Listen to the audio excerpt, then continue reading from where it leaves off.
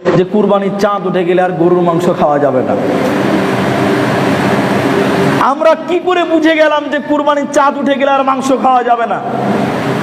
আমাদের মধ্যে অনেক মুসলমান মনে করে যে চাঁদ উঠে গেছে আর মাংস খাওয়া যাবে না, আর আকিকা দেওয়া যাবে না, পশু জবাই করা যাবে না, মুরগি জবাই করা যাবে না, গরু জবাই করা যাবে না। পৃথিবীতে এরকম কোনো কথা নাই, রাসূল সাল্লাল্লাহু আলাইহি ওয়াসাল্লাম বলেনি, অথচ আপনি আর আমি এগুলো বানিয়ে নিয়েছি। এজন্য কুরবানির চাঁদ উঠে গেছে, ছেলে মেয়ে জন্ম নিয়েছে, পোতাপতি জন্ম নিয়েছে, জবাই করুন ছাগল, আকিকা করুন, কোনো অসুবিধা নেই, কোনো গুনাহ হবে না।